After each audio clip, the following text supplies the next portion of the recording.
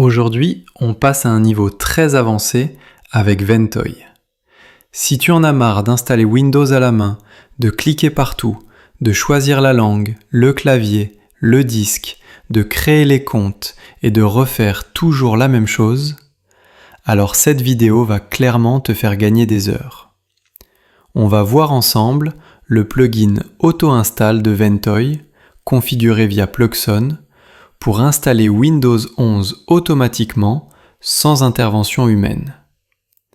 À noter que tout qu'on verra dans cette vidéo est valable pour Windows 10. À la fin de cette vidéo, vous saurez comment installer Windows en une seule fois avec ta configuration personnalisée, prête pour un PC physique, une VM Proxmox ou VMware. Avant d'aller plus loin, merci de penser à t'abonner, à liker la vidéo et à activer la cloche pour recevoir des tutoriels géniaux et efficaces. Allons-y. Nous allons sur notre répertoire d'installation Ventoy, puis on exécute Ventoy Plugson.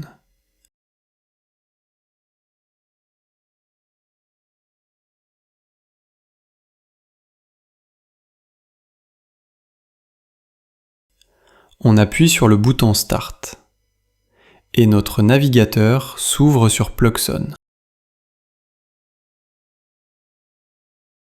Dans le menu à gauche, on clique sur Auto Install Plugin. C'est ici qu'on associe un fichier autounaten.xml à une image ISO Windows. Ce fichier contient toutes les réponses que Windows nous demande pendant l'installation. Grâce à Ventoy, pas besoin de modifier l'ISO, pas besoin de refaire une clé USB, tout est centralisé dans un fichier JSON qui fait le lien entre le fichier de réponse et l'ISO. Et grâce à Plugson, on peut gérer tout ça via une interface web sans toucher à la ligne de commande. Mais avant tout, il faut avoir le fameux fichier de réponse. Ce dernier, on peut le télécharger depuis le site de Ventoy. Vous trouverez le lien en description. Le problème, c'est qu'il faut être calé en script XML pour traduire nos directives à passer au programme d'installation Windows en ligne de commande.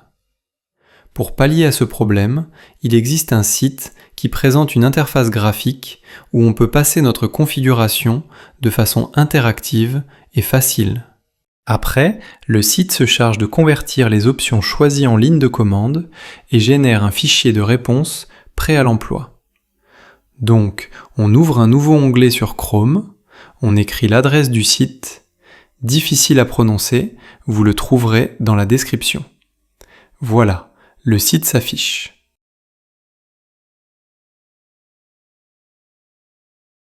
On le convertit en langue française, puis on va le parcourir section par section et donner les explications. Tout en haut, on a la section d'importation de fichiers de réponse pour modification ou pour le réinitialiser. La section suivante concerne les options régionales, la langue d'affichage de Windows, les dispositions du clavier et la localisation. On choisit la langue française pour l'affichage. Puis, pour le clavier, on sélectionne un clavier français, France,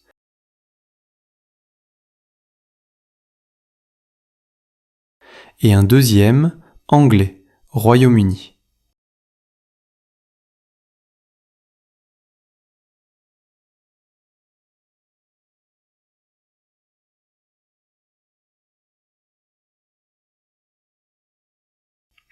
La localisation, France. On peut aussi laisser le paramétrage de langue lors de l'installation de Windows et le faire de manière interactive. Pour cela, il faut cocher cette option.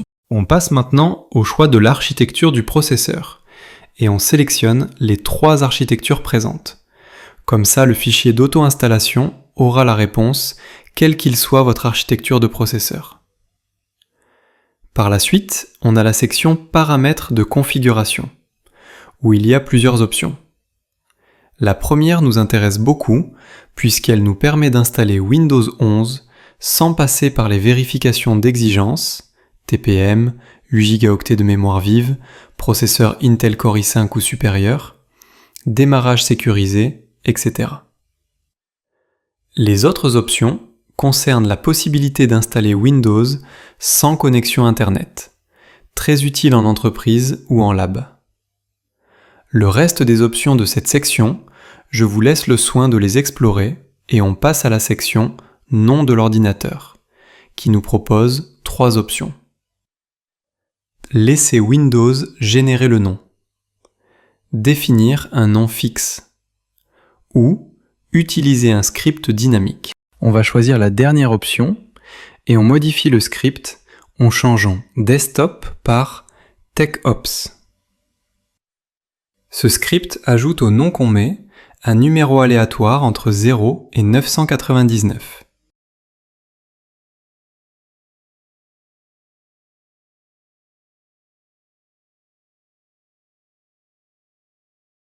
Passant au suivant, Windows Compact, CompactOS. Choisir l'option Utiliser Windows Compact nous permet de compresser les fichiers système pour économiser de l'espace disque, idéal pour les petits SSD. Nous, on va laisser l'option comme elle est, c'est-à-dire laisser Windows décider s'il compresse ou non les fichiers. L'option d'après s'agit de la configuration du fuseau horaire. On sélectionne « Définissez explicitement votre fuseau horaire » et on choisit UTC plus 0 heure 0 minute.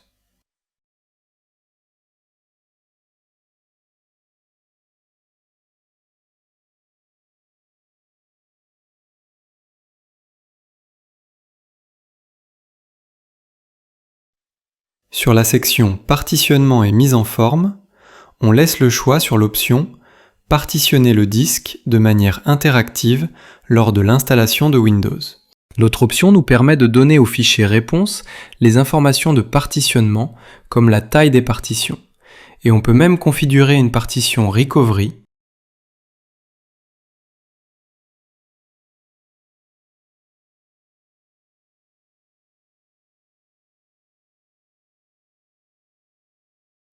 On peut aussi transmettre un script diskpart. Ensuite, la section Édition Windows, où on peut passer la clé de licence au fichier réponse de 3 manières. Soit utiliser une clé générique, soit saisir la clé directement,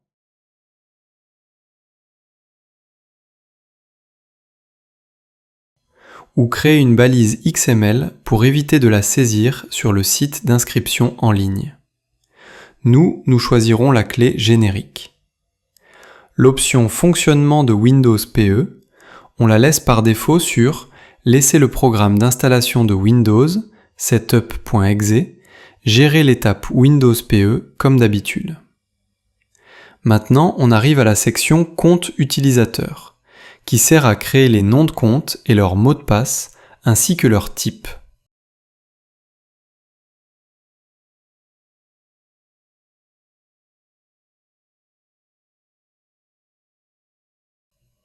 Dans notre cas, on va créer un compte administrateur nommé admin TechOps avec mot de passe 123456.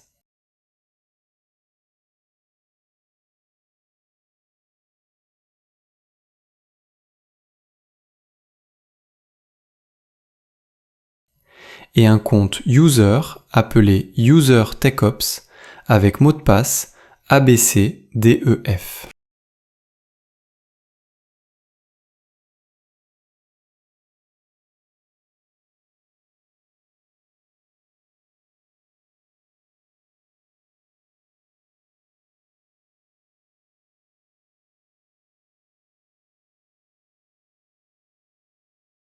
On peut aussi, sur cette section, configurer certaines actions qui s'exécutent lors de la première connexion. Je vous laisse le soin de tester les options présentes. Nous, on va choisir l'option par défaut, se connecter au compte administrateur lors de la première connexion. La section Expiration mot de passe, on la laisse par défaut. la section Amélioration apportée à l'explorateur de fichiers, on laisse le premier ensemble d'options comme il est, et on coche les 4 options qui le suivent.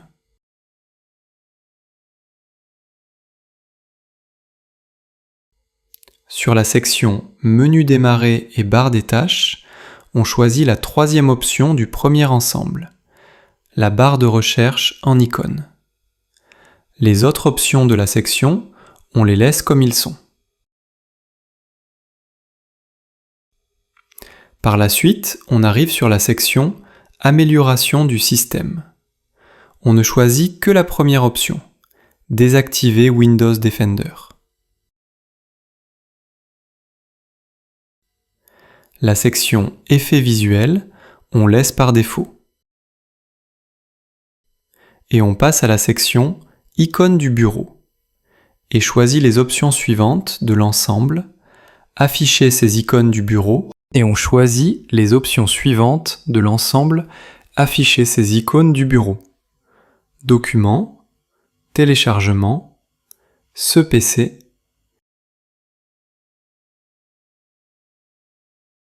et puis bac de recyclage. Sur la section Dossier dans le menu Démarrer, et dans l'ensemble d'options Afficher ces dossiers, on choisit ce qui suit. Documents, téléchargement, explorateur de fichiers et paramètres. Sur les sections qui restent, on peut préinstaller VMware Tools, Virtio Guest Tools pour Proxmox, configurer le Wi-Fi, ou on peut renseigner les informations de connexion à notre Wi-Fi.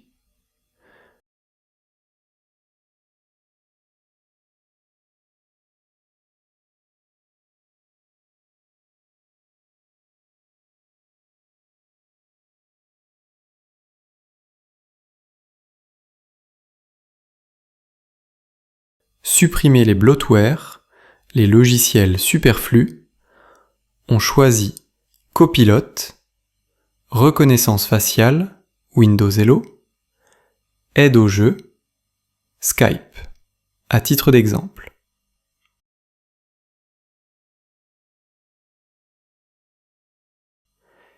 Exécuter des commandes personnalisées, on laisse tous par défaut.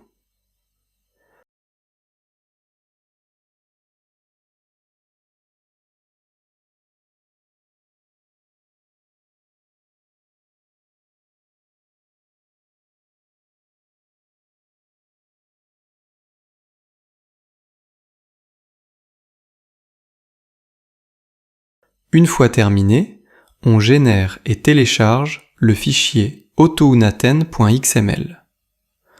En cliquant sur le bouton « Télécharger le fichier.xml ». Notre fichier réponse est téléchargé. On passe à son emplacement et on l'ouvre avec Notepad.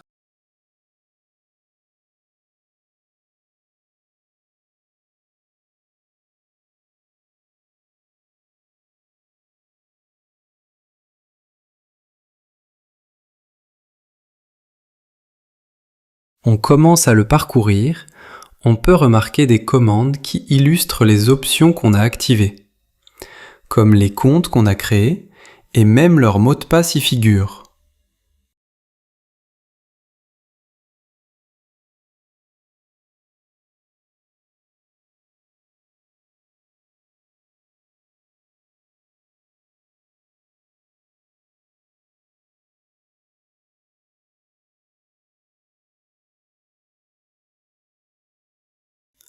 Après avoir parcouru notre fichier, on le ferme. On passe à notre clé USB et on crée un répertoire auto-install pour y mettre notre fichier réponse.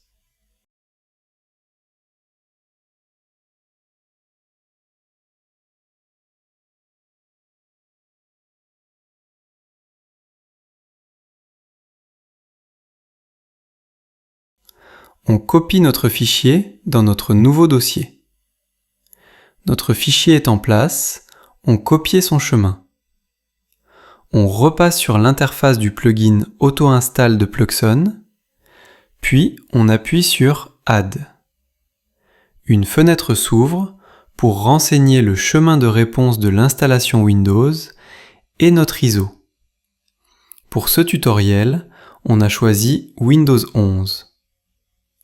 À noter, tout ce qu'on a paramétré s'applique aussi à Windows 10.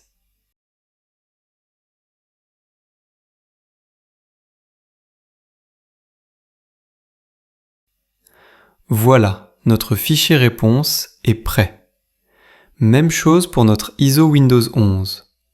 Le plugin Auto-install a fait le travail pour relier notre fichier à l'ISO.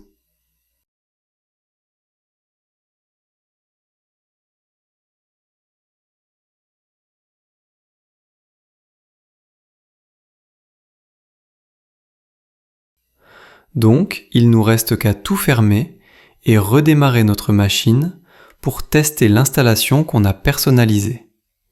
On y va.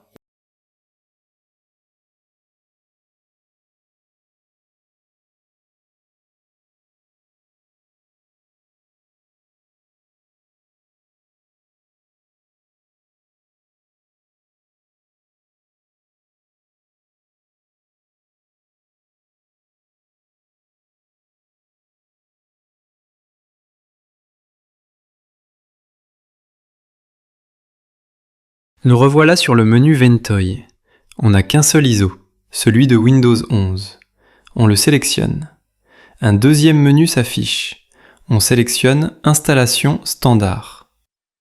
Un troisième menu nous propose deux choix, soit une installation standard sans fichier de réponse, soit démarrer l'installation avec le fichier réponse. Évidemment, on sélectionne la deuxième option.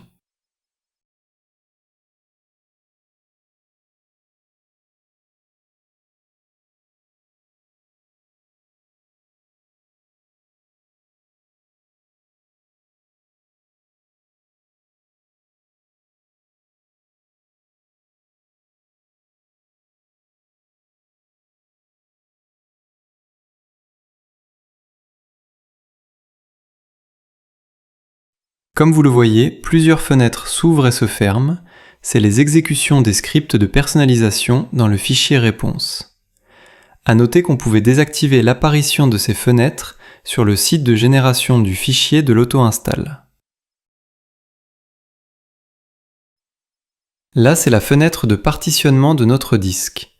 Elle apparaît parce qu'on a choisi, lors de la préparation du fichier réponse, qu'on partitionne pendant l'installation.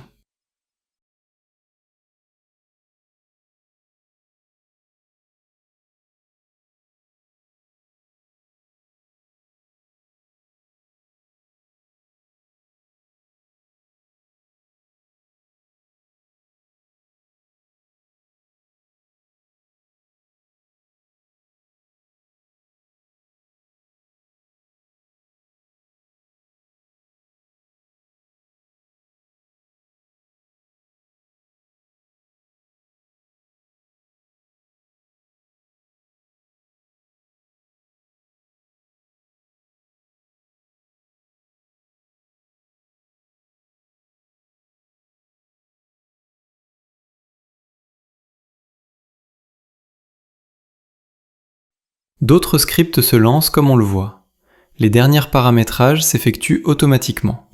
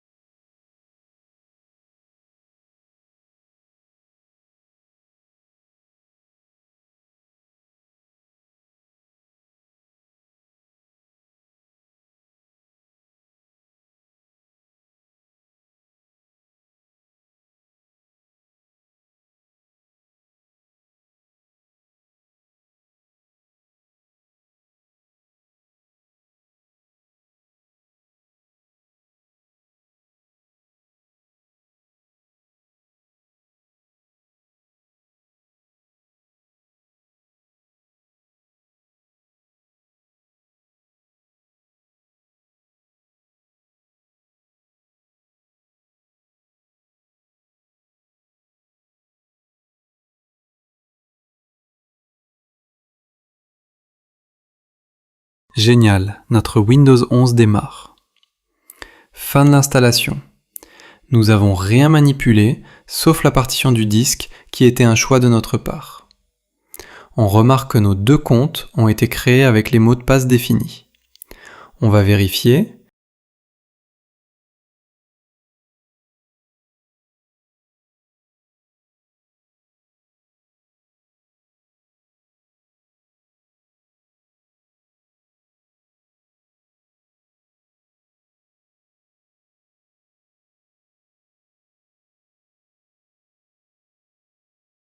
Defender, et comme on l'a configuré, il est désactivé.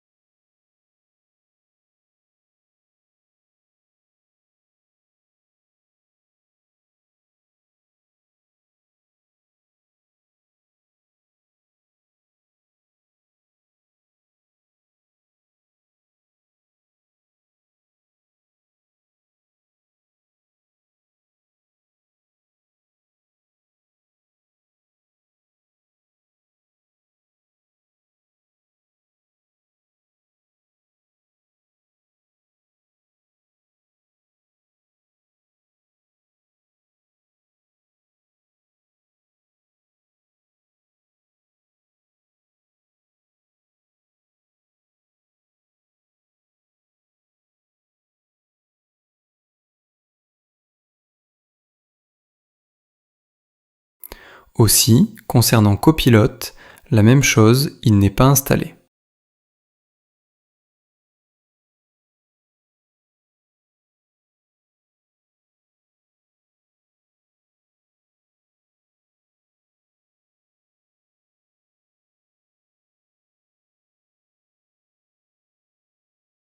Voilà, tu sais maintenant comment préparer un fichier réponse et faire une installation Windows automatisée avec une clé USB bootable Ventoy.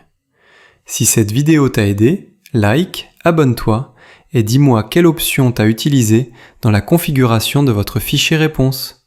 À très bientôt pour d'autres tutos.